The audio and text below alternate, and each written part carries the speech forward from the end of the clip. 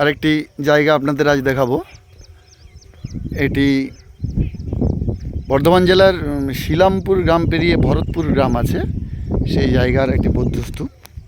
খনন কার্য চলছে, আপনারা ভালো করে দেখতে পাবেন।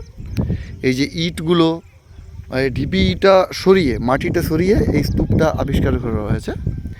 অবাক করার মতো প্রাচীন যুগের ইটগুলো বড়, দেখুন কত বড় বড়।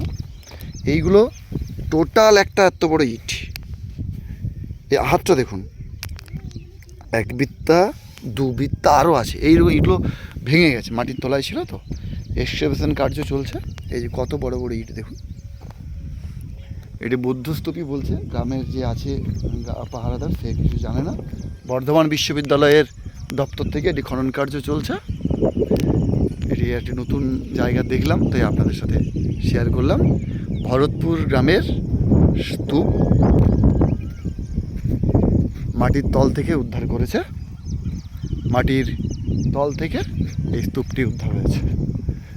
অনেক দেওয়াল, অনেকগুলো রুম ছিল, তার মানে এক্সকাভেশন করে যা এই একটা দেওয়াল, এরকম অনেক এইদিকে একটা দেওয়াল পাওয়া গেছে, কিন্তু এগুলো ক্ষয়প্রাপ্ত হয়ে যাচ্ছে।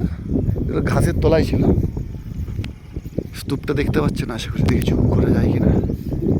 স্তূপ আর এই দেওয়ালগুলো বেরোচ্ছে মাটির তল থেকে।